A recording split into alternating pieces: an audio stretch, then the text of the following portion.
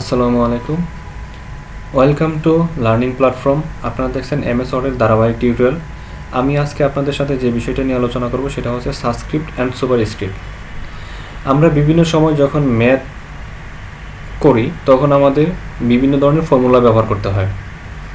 যেরকম একটা ফর্মুলা হচ্ছে H2O। এখন H2O ও H2টা থাকবে হচ্ছে একটু নিচে। সেটা করার জন্য কিভাবে করব? সেটা করার জন্য টুটাকে সিলেক্ট করব, সিলেক্ট করে ট্যাব অপশনের হোমে গিয়ে সেকশন ফন্ট সেকশনে গিয়ে আমরা এই এক্স নিচে 2 এখানে ক্লিক করলেই এটা হয়ে যাবে, সাবস্ক্রিপ্ট হয়ে যাবে, H2O হয়ে যাবে, ফর্মুলা সূত্রতে হয়ে যাবে। এখন দেখেন, এটা আপনি আরেকভাবে করতে পারেন কিবোর্ড দিয়ে। সেটা কিভাবে করবেন? সেটা করার জন্য কি করতে হবে আপনাকে?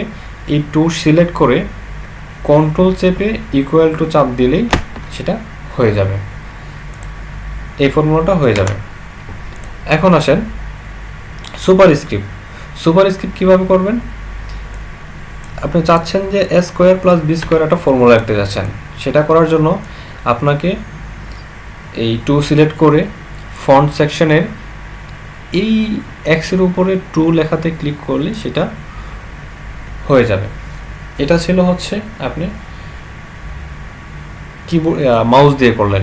এখন যদি আপনি কিবোর্ড শর্টকাটের মধ্যে করতে চান তাহলে এই বির সাথে যে 2 আছে সেটা সিলেক্ট করে কন্ট্রোল শিফট প্লাস এখানে ক্লিক করলেই আপনার সেটা উপরে চলে যাবে। এই ছিল আমাদের সাবস্ক্রিপ্ট এবং সুপারস্ক্রিপ্ট সম্পর্কে আলোচনা। যদি আমার এই ভিডিওটা ভালো লেগে থাকে তাহলে অবশ্যই লাইক, কমেন্ট এবং শেয়ার করবেন। যদি আপনি আমার এই টিউটোরিয়াল দেখে উপকৃত হয়ে থাকেন তাহলে অবশ্যই সাবস্ক্রাইব করবেন। Thank you for watching.